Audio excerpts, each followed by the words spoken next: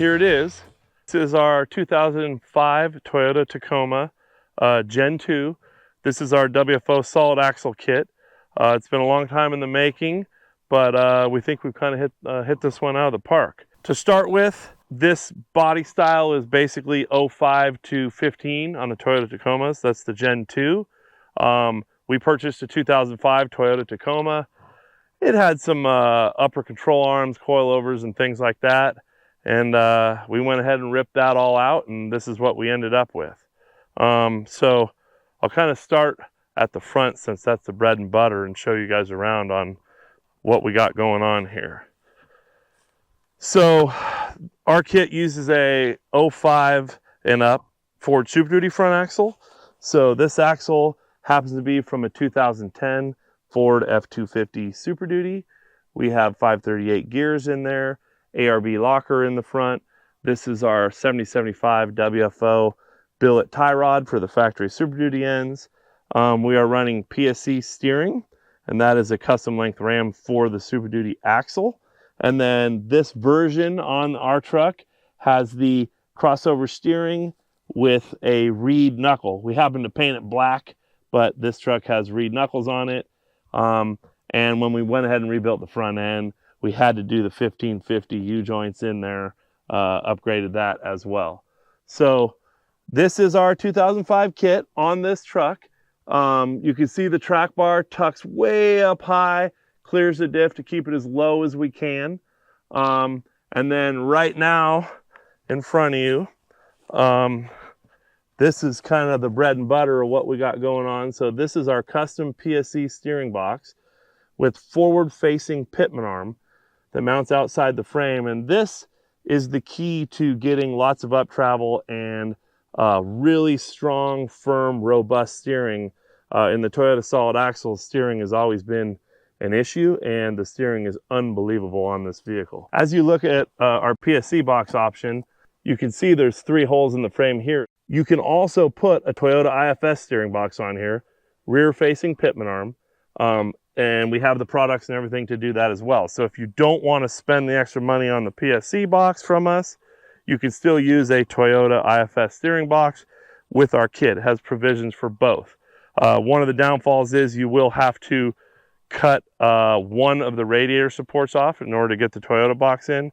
We don't replace it, but there's plenty others that still hold the radiator solid, and we haven't had any issues. So regardless of what steering box option you choose, whether it's the PSC forward-facing pitman arm or the traditional IFS steering box with rear-facing, we do supply you with the rest of the components to do the job. So right here, the firewall plate, this works with both steering options. Got a seal, bolts directly in. And then we also supply you with the telescoping steering shaft, this is a Borgeson shaft, and then both of the U-joints for the top and bottom at the box and underneath the dash.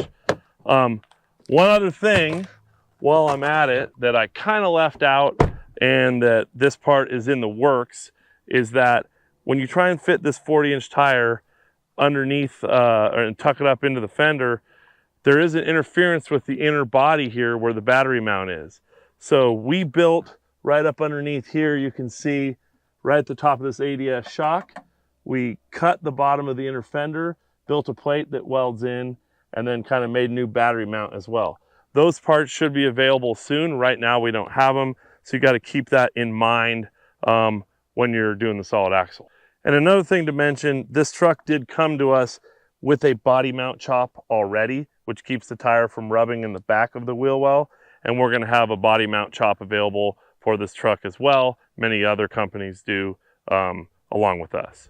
So you can see frame plates, track bar bracket, plate style coilover mounts. This is running 2.5 ADS shocks that we had custom made for us by ADS, and it has compression adjustability right here on the knob. We've had these tuned once already, and we're getting them tuned again. Our plan is to really dial in an ADS shock package for this truck. You can still put Fox coilovers on it or King coilovers on it. We give you the dimensions of what shocks you should be running. So for the front bumper, we wanted something really sleek and not obnoxious. So Kevin went ahead and designed this Really tucked in bumper, holds a Warren VR 8000 winch underneath it. Very strong plates, so we can use our toe points for pulling people out and stuff. And then it has a Baja Designs single row 30-inch light bar, 2 Squadron Pros, and then of course the Factor 55 fair lead and ultra hook on this thing. So badass front bumper. Unfortunately not for sale, but we built it for our truck and we like it. 40-inch Nitto trail grapplers. Gotta have 40s at least. And then we're running 17x9 Raceline wheels. Something unique about this truck, in order to fit 40s on these Gen 2 Tacomas, their fenders suck. The shape of the fenders, the wheel opening, just doesn't fit very well for big tires. So this truck already had a damaged fender. We went ahead and bought the McNeil Racing fiberglass fenders, put them on that thing. So it has front 3-inch flare fenders and rear 3-inch flare fenders. As far as the side goes here, went ahead and built our own rock sliders, frame mounted. This truck is definitely an off-road vehicle. Got to have rock sliders. And we always put the bump in the back of the rock slider to protect the bedside, kind of push you out away from trees and stuff like that.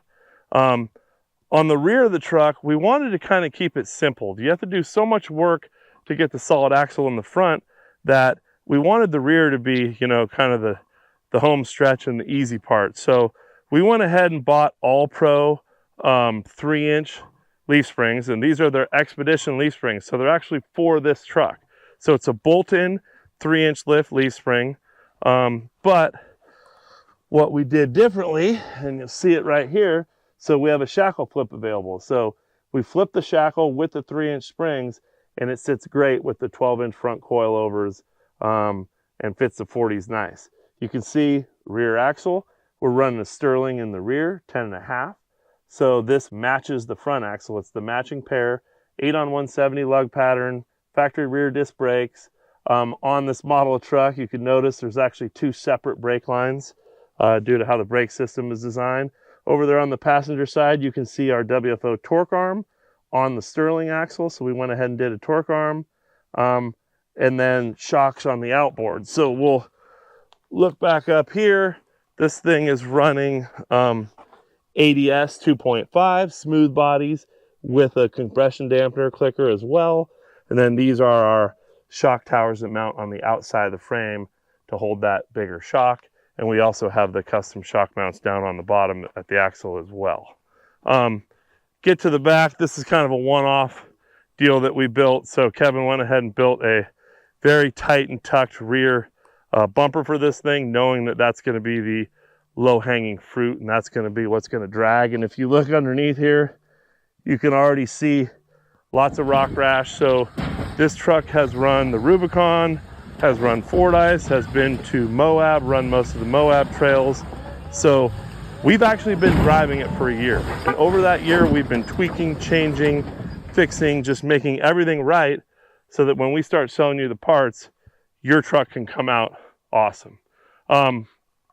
This is a universal basket that we haven't released, but it fits the whole width of the bed, mounts on the top. So we put all of our gear right here, mount the Starlink here, ice chest on the slide in the back, ARB ice chest. We have used this last winter. We used it for recovery already as well. Notable things, you know, on the inside, it's bone stock, nothing really been changed besides that stupid stereo in there. 4-wheel drive still actuates with the knob on the dash. We had to retain the actuator unit and kind of mount it up under the frame. And of course, you got to get out and lock the hubs if you're going to do that. So as we look underneath this thing, we went ahead and built a custom belly pan and skid plate for this truck. However, this cross member that welds in is a cross member that comes in our kit. So we don't include a belly pan and skid plate, but the cross member goes right in, locates and welds to your frame. And as you can see, the custom race arms, which of course are different for this year and make of solid axle kit. And the key is a real tight bend here to clear the tires when you turn. One of the other things you can see while we're looking from the back is the fitment between the 2.5-inch ADS coilover and the radius arm very tight, and we accomplish that by our raised lower coilover shock mounts that raise it up and move it out a little bit, keep it away from the radius arm, and allow you to fit the 2.5 in this kit. You can see the limit strap attached to the upper control arm there. While we're underneath here, you can see the front and rear drive lines in this. So the idea is when you put the solid axle kit in, you simply modify your original front and rear drive lines. So we do sell the Toyota flange for Dana 60, and now we have the Toyota flange for the rear end. If you look back at the rear end there, that is our Sterling 10.5 flange for Toyota drivelines as well. However, on this one, we wanted to go next level. So if you look up underneath here, you can see we have a 1350 CV with a heavy duty carrier bearing, 1350 rear driveline, and then 1350 for the midship shaft as well. Man, looking underneath here, the boys said they didn't hit anything, but look at that. There's a rock scratch all the way up on the muffler. And then look at that big gouge right there. I think Keven might have done that in MOAB. So we've been testing this for a long time. I mean, a year on the trail, a year driving it, tweaking it, getting it dialed in, and we're extremely happy with what we've come up with, not only on the drivability, but just on the fitment of all the products. Even down to the point where we had custom brake lines made for this thing. You can see a little WFO emblem on there. Tried to think of just about everything. This is kind of our testing on the bump stops right now. That isn't available yet, but the idea is to make bumps that will hit the stock pad down on the axle. While we're right here in the wheel well, one thing you will see is this power steering pump right there. So due to the fact that it has PSC hydro assist and the PSC box, we have a PSC power steering pump as well. We're running the factory Toyota pulley on the PSC pump, and we will supply you the hardware to make the pump mount on the motor and work in this truck. One last thing, you can see a bar right here going across. Just for the hell of it, we stiffen the frame rails from one side to the other with this piece of tube here, just giving us some clearance. As far as under the hood, the only thing we really changed was we did change the master cylinder. So we didn't want to go too crazy with what you need to modify your brakes.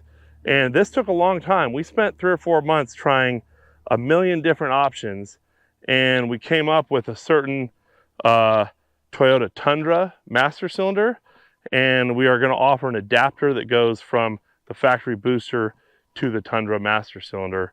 So the brakes are not a question or issue as well. The last thing that we want to talk about, and I did mention the Sterling in the rear, it does have 538s in the ARB as well. But the last thing that I want to talk about is the electronics involved with the 05 and up Gen 2 Tacoma platform. So we do not have the ABS hooked back up. So when you're driving this, you will have an ABS light and a brake light. Anybody's welcome to figure out how to conquer that, but we aren't offering that option right now. The other issue being that the factory Tacoma axle, when we took it out of the rear, was what controlled the speedometer. We don't have the option to pick up those wires on the Sterling rear end. So we did a little research on our own, and we were able to tap into the transfer case, repin some wires up on the firewall over there, and get the speedometer to work. We do have instructions on that on our website with the kit on how to get your speedo to work, but I think that kind of tops out around 2009. So if you're going to do this on a newer truck into 2015, I highly suggest you doing the research on your own, figuring out how to mod your electronics to get the speedometer working properly first before you build the truck. We can supply you with the components to build the truck, but we don't supply you with the electronic side. So we always tell customers, before you even cut your truck apart, unhook your front ABS wires, unhook your rear ABS wires, and then figure out the fix. So before we even cut this truck up, we unhooked the wires, we figured out the speedo wouldn't work, we found the go around, we bought the parts, we pinned it, we put it all together, still with the stock axles in it, but using the speedo pickup off the transfer case, and drove it quite a bit, 400 or 500 miles, just to make sure the transmission was going to shift right and all that kind of stuff. So I highly recommend that you think of all the repercussions that are going to happen with the electronics of your truck before you just cut it up. Of course, we're extremely happy with this one, but as you get into the newer models, it might be a little different. I don't think I've missed anything else. I would open up the back, but we got a bunch of junk in there. We have the ARB dual compressor mounted under the back seat in the compartment. I mean, just a great truck to drive, to wheel, to be in. The steering is by far the top option. Here it is, our Gen 2 Tacoma solid axle swap kit on 40s, radials, beadlocks, daily driver, badass truck. Well, one of the things about this build and this kit is literally how good and smooth it drives.